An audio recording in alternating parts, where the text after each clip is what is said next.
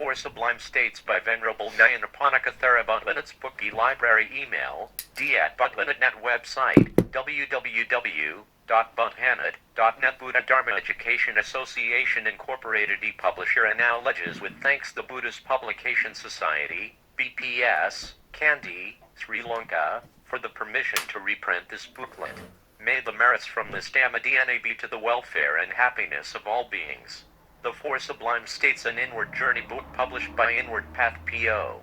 Box 1034, 10830 Penang, Malaysia. Telefax 604-890-6696. Email inwardpath@hotmail.com. Website http://www.budhanet.net. Ib HTM first published by Buddhist Publication Society, BPS, Kandy, Sri Lanka, 1958, as Wheel Publication No. 6's edition, 1999, is published by Inward Path, Penang for free distribution with kind permission from BPS, Sri Lanka.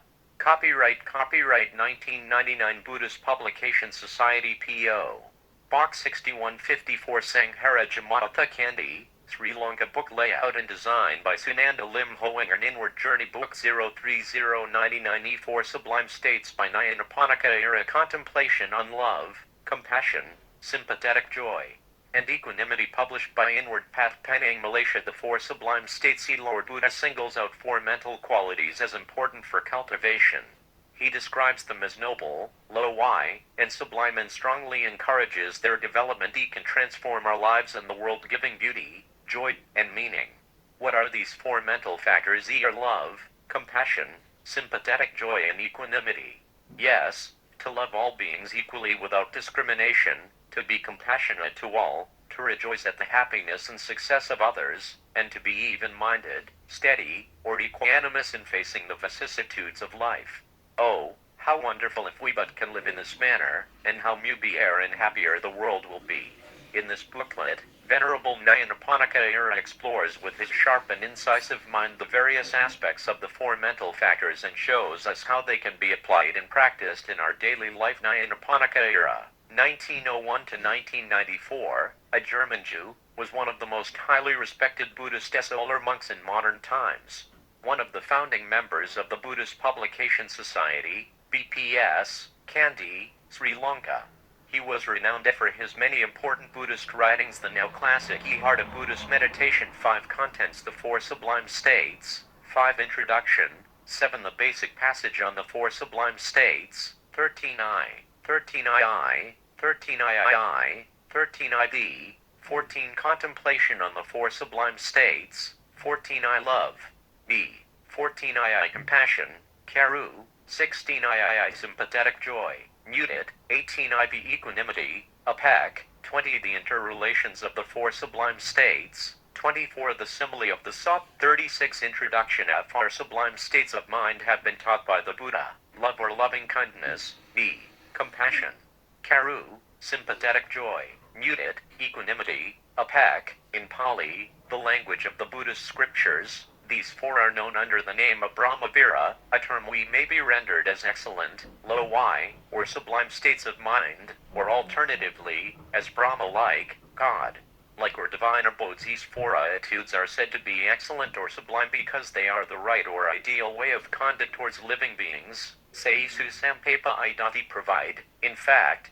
the answer to all situations arising from social contact. They are the great removers of tension, the great peacemakers in social conflict, and the great healers of wounds suffered in the struggle of existence. Level social barriers, build harmonious communities, awaken slumbering magnanimity long foregone, revive joy in hope long abandoned, and promote human brotherhood against the forces of egotism. Brahmaviras are incompatible with a hating state of mind, and in that they are akin to Brahm, the divine but transient ruler of the higher heavens in the traditional Buddhist picture of the universe. In contrast to 7 many other conceptions of deities, East and West, who by their own devotees are said to show anger, wrath, jealousy, and righteous indignation, Brahm is free from hate, and one who assiduously develops these four sublime states, by conducted meditation, is said to become an equal of Brahm, Brahma Samodhat. If they become the dominant influence in his mind, he will be reborn in congenial worlds, the realms of Brahmara. For these states of mind are called godlike, Brahmalike are called abodes, Vira, because they should become the mind's constant dwelling places where we feel at home. They should not remain merely places of rare and short visits, soon forego in. In other words, our mind should become thoroughly saturated by them. We should become our inseparable companions, and we should be mindful of them in all our common activities. As the Misua, the Song of Loving Kindness, says, when standing, walking, seeing, lying down, whenever he feels free of tiredness, let him establish well this mindfulness it is said, is the divine abodes. For love, compassion, sympathetic joy and equanimity are also known as the boundless states, Atman, because, in their perfection and their true nature, they should not be narrowed by any limitation as to the range of beings towards whom they are extended. They should be non-exclusive and impartial, not bound by selective preferences or prejudices. A mind that has attained to that boundlessness state of the Brahmaviras will not harbor any national, racial, religious or class hatred. But unless rooted in a strong natural affinity with Sua mental attitude, it will certainly not be easy for us to effect that boundless application by a deliberate effort of will and to avoid consistently any kind or degree of partiality. To achieve that, in most cases, we shall have to use these four qualities not only as principles of conduct and objects of reflection but also as subjects of methodical meditation. Meditation is called Brahmavira Van, the meditative development of the sublime states. The practical aim is to achieve, with the help of these sublime states, those high stages of mental concentration called jhana, meditative absorption. Meditations on love, compassion and sympathetic joy may produce the attainment of the first three absorptions, while the meditation on equanimity will lead to the fourth jhana only. In equanimity is the most significant factor. Generally speaking, persistent meditative practice will have two crowning effects. First, it will make these four qualities sink deep into the heart so that they become spontaneous attitudes not easily overthrown. Second, it will bring out and secure their boundless extension, the unfolding of their all-embracing range. In fact, the detailed instructions given in the Buddhist scriptures for the practice of these four meditations are clearly intended to gradually unfold the boundlessness of the sublime states. These systematically break down all barriers restricting their application to particular individuals or places. In meditative exercises, the selection for people to whom 9 thoughts of love, compassion or sympathetic joy are directed, proceeds from the easier to the more difficult. For instance, when meditating on loving kindness, one starts with an aspiration for one's own well-being, using it as a point of reference for gradual extension. Just as I wish to be happy and free from suffering, so may all beings be happy and free from suffering. And one extends the thought of loving kindness to a person for whom one has a loving respect, as, for instance, a tiare, then to dearly beloved people, to indifferent ones, and finally to enemies, if any, or those disliked. Since this meditation is concerned with the welfare of the living, one should not lose people who have died. One should also avoid oozing people towards whom one may have feelings of sexual attraction. Ere one has been able to cope with the hardest task, to direct one's thoughts of loving kindness to disagreeable people, one should now break down the barriers, smasamhita. Without making any discrimination between those 4 types of people, one should extend one's loving kindness to them equally. At that point of the practice one will have come to the higher stages of concentration, with the appearance of the mental reflex image, Pavganamya, access concentration, Apakrasamhi, will have been realized, and further progress will lead to the full concentration, Apan, of the first jhana, then the higher jhanas. For spatial expansion, the practice starts with those in one's immediate environment, so as one's family, then extends to the neighboring houses, to those on the whole street, the town, country, other countries and the entire world. In provision of the directions, one's thought of 10 loving kindness is directed first to the east, then to the west, north, south. The intermediate directions, the zenith and nadir, same principles of practice apply to the meditative development of compassion, sympathetic joy and equanimity, with due variations in the selection of people. Details of the practice will be found in the texts. See Visuddhimagga, Chapter IX. The ultimate aim of aiding the Jnana on the Brahmaviras is to produce a state of mind that can serve as a firm basis for the liberating insight into the true nature of all phenomena, as being impermanent, liable to suffering and unsubstantial. A mind that has achieved meditative absorption induced by the sublime states will be pure, tranquil, firm, collected and free of coarse selfishness. It will thus be well prepared for the final work of deliverance. We can be completed only by insight. The preceding remarks show that there are two ways of developing the sublime states. First, by practical conduct and an appropriate direction of thoughts, and second, by methodical meditation aiming at the absorptions. One will prove helpful to the other. Methodical meditative practice will help love, compassion, joy and equanimity to become spontaneous. It will help make the mind firmer and calmer in withstanding the numerous irritations in life that just to maintain these four qualities in thoughts, words and deeds. On the other hand, if one's practical conduct is increasingly governed by these sublime states, the mind will harbor less resentment, tension and irritability. The Rever 11 variations of Weon subtly intrude into the hours of meditation, forming there the hindrance of restlessness thought. Our everyday life and thought has a strong influence on the meditative mind. Only if the gap between them is persistently narrowed will there be a chance for steady meditative progress and for achieving the highest aim of our practice. Meditative development of the sublime states will be aided by repeated reflection upon their qualities, the benefits they bestow and the dangers from their opposites. As the Buddha says, what a person considers and reflects upon for a long time, to that his mind will bend and incline. 12. The basic passage on the four sublime states from the discourses of the Buddha. Here, monks, a disciple dwells pervading one direction with his heart filled with loving kindness, likewise the second, the third, and the fourth directions, so above, below and around, he dwells pervading the entire world everywhere and equally with his heart filled with loving kindness, abundant, grown great, measureless, free from enmity, and free from distress. Here, monks, a disciple dwells pervading one direction with his heart filled with compassion, likewise the second, the third, and the fourth directions, so above, below and around, he dwells pervading the entire world everywhere and equally with his heart filled with compassion, abundant, grown great, measureless, free from enmity, and free from distress. Here, monks, a disciple dwells pervading one direction with his heart filled with sympathetic joy, likewise the second, the third, and the fourth directions, so above, below and around, he dwells pervading the entire world everywhere and equally with his heart filled with sympathetic joy, abundant, grown great, measureless, free from enmity and free from distress. 13.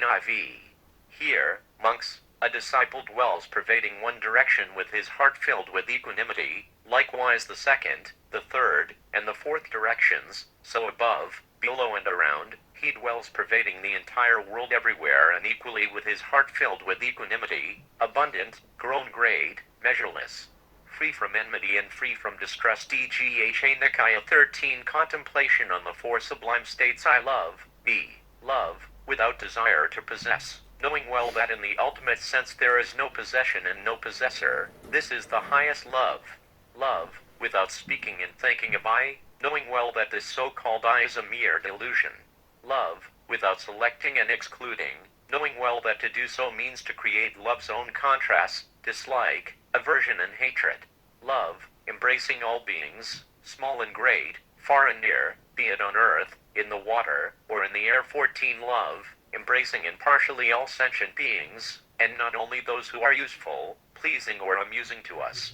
Love, embracing all beings, be they noble-minded or low-minded, good or evil. Noble and the good are embraced because love is flowing to them spontaneously. Low-minded and evil-minded are included because they are those who are most in need of love.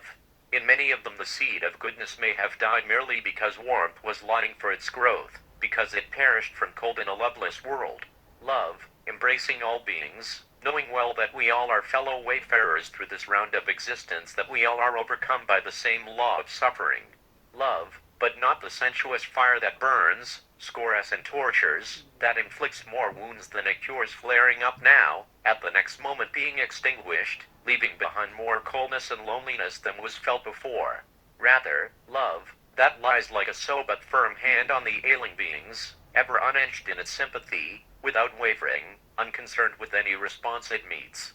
Love that is comforting coolness to those who burn with the fire of suffering and passion, that is life-giving warmth to those abandoned in the cold desert of loneliness, to those who are shivering in the frost of a loveless world, to those whose hearts have become as if empty and dry by the repeated calls for help, by deepest despair. Love, that is a sublime nobility of heart and intellect we knows, understands and is ready to help. Love, that is strength and gives strength, this is the highest love. 15 Love, we by the enlightened one was named the liberation of the heart, the most sublime beauty. This is the highest love. And what is the highest manifestation of love? To show to the world the path leading to the end of suffering, the path pointed out, trodden, and realized to perfection by him, the exalted one, the Buddha. I compassion, Karu, the world suffers. But most men have their eyes and ears closed. They do not see the unbroken stream of tears flowing through life. They do not hear the cry of distress continually pervading the world. Their only grief or joy bars their sight, deafens their ears. Bound by selfishness, their hearts turn stiff and narrow. Being stiff and narrow, how should they be able to strive for any higher goal, to realize that only release from selfish craving will effect their own freedom from suffering? It is compassion that removes the heavy bar, opens the door to freedom, makes the narrow heart as wide as the world. Compassion takes away from the heart the inert weight, the paralyzing heaviness. It gives wings to those who cling to the lowlands of self-rough compassion. The fact of suffering remains vividly present to our mind, even at times when we personally are free from it. It gives us the re-experience of suffering. 16 Thus strengthening us to meet it prepared, when it does befall us. Compassion reconciles us to our own destiny by showing us the life of others, and mu harder than ours. Behold the endless caravan of beings, men and beasts, burdened with sorrow and pain, the burden of every one of them. We also have carried in bygone times during the unfathomable sequence of repeated births. Behold this, and open your heart to compassion. And this misery may well be our own destiny again. He who is without compassion now, will one day cry for it. If sympathy with others is longing, it will have to be acquired through one's own long and painful experiences is the great law of life. Knowing this, keep guard over yourself. Beings, sunk in ignorance, lost in delusion, hasten from one state of suffering to another, not knowing the real cause, not knowing the escape from it is insight into the general law of suffering is the real foundation of our compassion, not any isolated fact of suffering. Hence our compassion will also include those who at the moment may be happy, but act with an evil and deluded mind. In their present deeds we shall foresee their future state of distress, and compassion will arise. The compassion of the wise man does not render him a victim of suffering. His thoughts, words and deeds are full of pity, but his heart does not waver, unedged it remains, serene and calm. How else should he be able to help? May so compassion arise in our hearts. Compassion that is sublime nobility of heart and intellect we knows, understands and is ready to help. 17 Compassion that is strength and gives strength, this is the highest compassion. And what is the highest manifestation of compassion? To show to the world the path leading to the end of suffering, the path pointed out, trodden and realized to perfection by him, the exalted one, the Buddha. I sympathetic joy, muted, and not only to compassion, but also to joy with others. Open your heart. Small, indeed, is the share of happiness and joy allowed to beings. Wherever a lily happiness comes to them, then you may rejoice that at least one ray of joy has pierced through the darkness of their lives, and dispelled the gray and gloomy mist that enwraps their hearts. Your life will gain in joy by sharing the happiness of others as if it were yours. Did you never observe how in moments of happiness men's features engine become bright with joy? Did you never notice how joy rouses men to noble aspirations and deeds, exceeding their normal capacity? Did not so experience fill your own heart with joyful bliss? It is in your power to increase so experience of sympathetic joy, by producing happiness in others, by bringing them joy and solace. Let us to real joy to men. Many have unlearned that 18 life, though full of woe, holds also sources of happiness and joy, and known to most. Let us teach people to seek and to find real joy within themselves and to rejoice with the joy to others. Let us teach them to unfold their joy to ever sublimer heights. Noble and sublime joy is not foreign to the teaching of the enlightened one. Wrongly the Buddhist teaching is sometimes considered to be a doctrine diffusing melancholy. Far from it, the Dhamma leads step by step to an ever purer and lower happiness. Noble and sublime joy is a helper on the path to the extinction of suffering. Not he who is depressed by grief, but one possessed of joy finds that serene calmness leading to a contemplative state of mind. And only a mind serene and collected is able to gain the liberating wisdom. The more sublime and noble the joy of others is, the more justified will be our own sympathetic joy. A cause for our joy with others is their noble life securing them happiness here and in life's air. A still nobler cause for our joy with others is their faith in the Dhamma, their understanding of the Dhamma, their following the Dhamma. Let us give them the help of the Dhamma. Let us strive to become more and more able ourselves to render Su help. Sympathetic joy, that is strength and gives strength, this is the highest joy. And what is the highest manifestation of sympathetic joy? To show to the world the path leading to the end of suffering, the path pointed out, trodden, and realized to perfection by him, the Exalted One, the Buddha. 19 Ib Equanimity, APEC. Equanimity is a perfect, unshakable balance of mind, rooted in insight. Looking at the world around us, and looking into our own heart, we see clearly how difficult it is to attain and maintain balance of mind. Looking into life, we notice how it continually moves between contrasts, rise and fall, success and failure, loss and gain, honor and blame. We feel how our heart responds to all this happiness and sorrow, delight and despair, disappointment and satisfaction, hope and fear. These waves of emotion carry us up and fling us down, and no sooner do we find rest than we are in the power of a new wave again. How can we expect to get a footing on the crest of the waves? How shall we erect the building of our lives in the midst of this ever-restless ocean of existence, if not on the island of equanimity? A world where that leanly share of happiness allotted to beings is mostly secured are many disappointments, failures and defeats, a world where only the courage to start anew, again and again, promises success, a world where scanty joy grows amidst scenes, separation and death. A world where beings who were a short while ago connected with us by sympathetic joy, are at the next moment in want of our compassion. So a world needs equanimity. But the kind of equanimity required has to be based on vigilant presence of mind, not on indifferent dullness. It has to be the result of hard, deliberate training, not the casual outcome of a passing mood. But equanimity would not deserve its name if it had to be produced by exertion again and again. In a case it would surely be weakened and finally defeated by the vicissitudes of life. True equanimity, however, should be able to meet all these severe tests and to regenerate its strength from sources within. It will possess this power of resistance and self-renewal only if it is rooted in insight. What, now, is the nature of that insight? It is the clear understanding of how all these vicissitudes of life originate, and of our own true nature. We have to understand that the various experiences we undergo result from our karma, our actions in thought, word and deed performed in this life and in earlier lives. Karma is the womb from which we spring, karma yoni, and whether we like it or not, we are the inalienable owners of our deeds, karma sakadot. But as soon as we have performed any action, our control over it is lost, it forever remains with us and inevitably returns to us as our due heritage, karma dot. Nothing that happens to us comes from an outer hostile world foreign to ourselves. Everything is the outcome of our own mind and deeds. Because this knowledge frees us from fear, it is the first basis of equanimity. When, in everything that befalls us, we only meet ourselves, why should we fear? If, however, fear and uncertainty should arise, we know the refuge where it can be allayed, our good deeds, karma pasaradot. By taking this refuge, confidence in 21 courage will grow within us, confidence in the protecting power of our good deeds done in the past, courage to perform more good deeds right now, despite the discouraging hardships of our present life.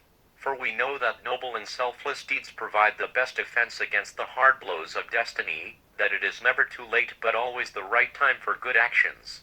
If that refuge, in doing good and avoiding evil, becomes firmly established within us, one day we shall feel assured, more and more ceases the misery and evil rooted in the past. And this present life I try to make it spotless and pure. What else can the future bring that increase of the good? And from that certainty our minds will become serene, and we shall gain the strength of patience of equanimity to bear with all our present adversities, and our deeds will be our friends, karma bandhu dot.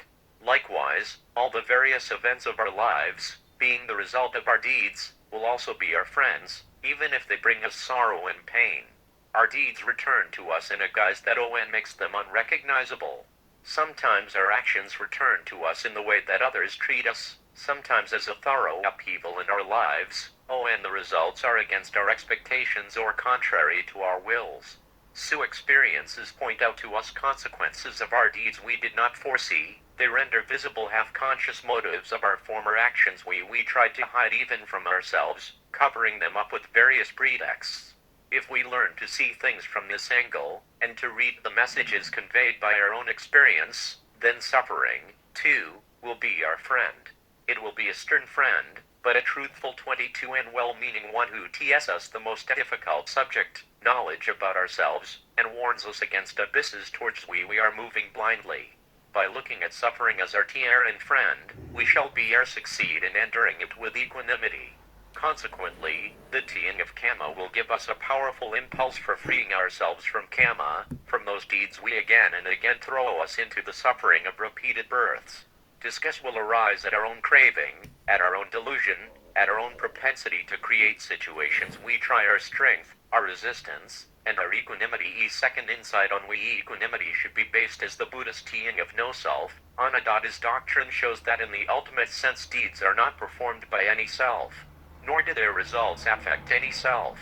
Further, it shows that if there is no self, we cannot speak of my own dot. It is the delusion of a self that creates suffering and hinders or disturbs equanimity.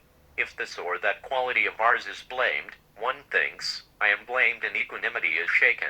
If this or that work does not succeed, one thinks, my work has failed and equanimity is shaken. If wealth or loved ones are lost, one thinks, what is mine has gone and equanimity is shaken. To establish equanimity as an unshakable state of mind, one has to give up all possessive thoughts of mind, beginning with lily things from which it is easy to deed oneself, and gradually working up to possessions and aims to which one's whole heart clings. One also has to give up the counterpart to sue thoughts, all egoistic thoughts of self, 23 beginning with a small section of one's personality, with qualities of minor importance, with small weaknesses one clearly sees, and gradually working up to those emotions and aversions one regards as the center of one's being. A steadiment should be practiced. To the degree we forsake thoughts of mine or self, equanimity will enter our hearts. For how can anything we realize to be foreign and void of a self cause us agitation due to lust, hatred, or grief? Thus the teaching of non-self will be our guide on the path to deliverance, to perfect equanimity. Equanimity is the crown and culmination of the four sublime states. But this should not be understood to mean that equanimity is the negation of love, compassion, and sympathetic joy, or that it leaves them behind as inferior. Far from that, equanimity includes and pervades them fully, just as they fully pervade perfect equanimity. The interrelations of the four sublime states. Then, did these four sublime states pervade and suffuse a other? Unbounded love guards compassion against turning into partiality, prevents it from making discriminations by selecting and excluding, and thus protects it from falling into partiality or aversion against the excluded side. Love imparts to equanimity its selflessness, its found 24 less nature, and even its fervor. For fervor, too, transformed and controlled, is part of perfect equanimity, strengthening its power of keen penetration and wise restraint. Compassion prevents love and sympathetic joy from forging that, while both are enjoying or giving temporary and limited happiness, there still exist at that time most dreadful states of suffering in the world. It reminds them that their happiness coexists with measureless misery, perhaps at the next doorstep. It is a reminder to love and sympathetic joy that there is more suffering in the world than they are able to mitigate, that, ere the effect of mitigation has vanished, sorrow and pain are sure to arise anew until suffering is uprooted entirely at the attainment of nibbana. Compassion does not allow that love and sympathetic joy to shut themselves up against the wide world by confining themselves to a narrow sector of it. Compassion prevents love and sympathetic joy from turning into states of self-satisfied complacency within a jealously guarded happiness. Compassion stirs and urges love to widen its sphere. It stirs and urges sympathetic joy to sear for fresh nourishment. Thus it helps both of them to grow into truly boundless states. Applement. Compassion guards equanimity from falling into a cold indifference, and keeps it from indolent or selfish isolation. Until equanimity has reached perfection, Compassion urges it to enter again and again the bally field of the world, in order to be able to stand the test, by hardening and strengthening itself. Sympathetic joy holds compassion back from becoming 25 overwhelmed by the sight of the world's suffering, from being absorbed by it to the exclusion of everything else. Sympathetic joy relieves the tension of mind, soothes the painful burning of the compassionate heart. It keeps compassion away from melancholic brooding without purpose, from a futile sentimentality that merely weakens and consumes the strength of mind and heart. Sympathetic joy develops compassion into active sympathy. Sympathetic joy gives equanimity the mild serenity that so ends its stern appearance. It is the divine smile on the face of the enlightened one, a smile that persists in spite of his deep knowledge of the world's suffering, a smile that gives solace and hope, fearlessness and confidence. Wide open are the doors to deliverance, thus it speaks. Equanimity rooted in insight is the guiding and restraining power for the other three sublime states. It points out to them the direction they have to take, and sees to it that this direction is followed. Equanimity guards love and compassion from being dissipated in vain quests and from going astray in the labyrinths of uncontrolled emotion. Equanimity, being a vigilant self-control for the sake of the final goal, does not allow sympathetic joy to rest content with humble results, forging the real aims we have to strive for. Equanimity, means even-mindedness, gives to love an even, unangling firmness and loyalty.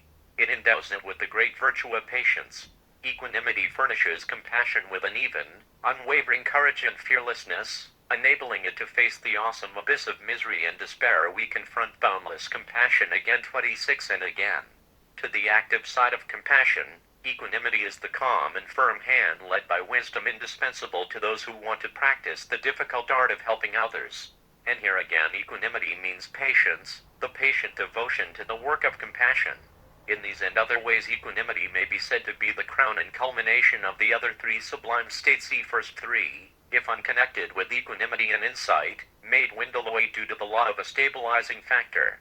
Isolated virtues, if unsupported by other qualities, we give them either the needed firmness or pliancy, and deteriorate into their own characteristic defects. For instance, loving kindness, without energy and insight, may easily decline to a mere sentimental goodness of weak and unreliable nature. Moreover, isolated virtues may carry us in a direction contrary to our original aims and contrary to the welfare of others, too. It is the firm and balanced character of a person that knits isolated virtues into an organic and harmonious whole, within which the single qualities exhibit their best manifestations and avoid the pitfalls of their respective weaknesses. And this is the very function of equanimity, the way it contributes to an ideal relationship between all four sublime states. Equanimity is a perfect, unshakable balance of mind, rooted in insight. But in its perfection and unshakable nature, equanimity is not dull, heartless and frigid. Its perfection is not due to an emotional emptiness, but to a fullness of understanding, to its being complete in itself. Its unshakable nature is not the immovability of a dead, cold stone, but the manifestation of the highest strength. 27 In what way, now, is equanimity perfect and unshakable? Whatever causes stagnation is here destroyed, what dams up is removed, what obstructs is destroyed. Vanished are the whirls of emotion and the meanderings of intellect. Unhindered goes the calm and majestic stream of consciousness, pure and radiant. Wakeful mindfulness, sati, has harmonized the warmth of faith, sad, with the penetrative keenness of wisdom. It has balanced strength of will, virya, with calmness of mind. Samdhi and these five inner faculties, indriya, have grown into inner forces, bala. That cannot be lost again. Cannot be lost because they do not lose themselves any more in the labyrinths of the world. Sasra, in the endless diffuseness of life. Papanka. These inner forces emanate from the mind and act upon the world, but being guarded by mindfulness, they nowhere bind themselves, and they return unedged. Love, compassion and sympathetic joy continue to emanate from the mind and act upon the world, but being guarded by equanimity, they cling nowhere, and return unweakened and unsullied. Thus within the arahant, the liberated one, nothing is lessened by giving. And he does not become poorer by bestowing upon others the riyas of his heart and mind. The arahant is like the clear, well-cut crystal being without stains, fully absorbs all the rays of light and sends them out again, intensified by its concentrative power. Rays cannot stain the crystal with their various colors. Heat cannot pierce its hardness, nor disturb its harmonious structure. In its genuine purity and strength, the crystal remains unedged, just as all the streams of the world enter the 28 great ocean, and all the waters of the sky rain into it, but no increase or decrease of the great ocean is to be seen. Even so is the nature of holy equanimity. Holy equanimity, or as we may likewise express it, the arahant endowed with holy equanimity, is the inner center of the world. But this inner center should be well distinguished from the numberless apparent centers of limited spheres, that is, their so-called personalities, governing laws, and so on. All of these are only apparent centers, because they cease to be centers whenever their spheres, obeying the laws of impermanence, undergo a total change of their structure, and consequently the center of their gravity, material or mental, will she. But the inner center of the arahant's equanimity is unshakable, because it is immutable. It is immutable because it clings to nothing. Says the Master, for one who clings, motion exists, but for one who clings not, there is no motion. Where no motion is, there is stillness. Where stillness is, there is no craving. Where no craving is, there is neither coming nor going. Where no coming nor going is, there is neither arising nor passing away. Where neither arising nor passing away is, there is neither this world nor a world beyond, nor a state between. This, verily, is the end of suffering. Udna 8. 429. The simile of the Sao monks. There are 5 modes of speed that others may use when they address you. Your speed may be timely or untimely, true or untrue, gentle or harsh, for good or harm, and may be accompanied by thoughts of loving kindness or inner hate. Now this is how you should train yourselves. Our minds will remain unaffected, we shall utter no bad words, we shall abide friendly and compassionate, with thoughts of loving kindness and no inner hate. We shall abide with loving kindness in our hearts extending to that person, and we shall dwell extending it to the entire world as our object, with our hearts abundant, exalted, measureless in loving kindness, without hostility or ill will. That is how you should train yourselves. Even were bandits savagely to sever you limb from limb with a 2-handled saw, he who on that account entertained hate in his heart would not be one who carried out my teaching. Monks, you should keep this instruction on the simile of the saw constantly in mind. Buddha, Majjhima Nikaya Sutta 21. As there is an empty page here, the publisher, Inward Path, has inserted this simile of the saw for reader's edification. 30.